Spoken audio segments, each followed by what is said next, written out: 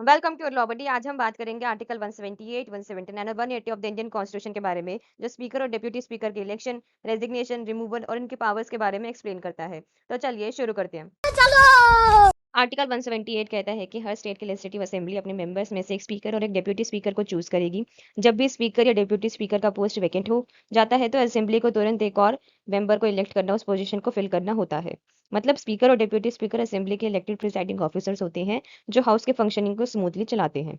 Article 179 का clause ये कहता है कि अगर स्पीकर या डिप्यूटी स्पीकर असेंबली का मेंबर रहना बंद कर दे तो उनका ऑफिस ऑटोमेटिकली वैकेंट हो जाता है।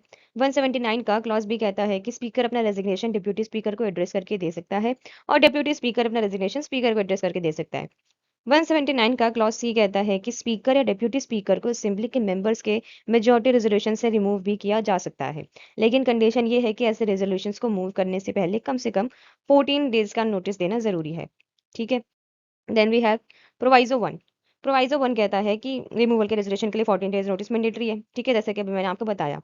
प्रोवाइजो 2 कहता है कि अगर असेंबली डिसॉल्व हो जाए तो स्पीकर अपनी पोस्ट पर तब तक बना रहता है जब तक नए असेंबली की पहली मीटिंग ना हो। ठीक है। Then we have article 180। Clause 1 कहता है कि जब स्पीकर का ऑफिस वैकेंट हो तो उसकी ड्यूटीज डिप्यूटी स्पीकर परफॉर्म करेगा। अगर डिप्यूटी स्पीकर का ऑफिस भी वैकेंट हो तो गवर्नर किसी और असेंबली मेंबर को अपॉइंट करके स्पीकर की ड्यूटीज करवा सकते हैं।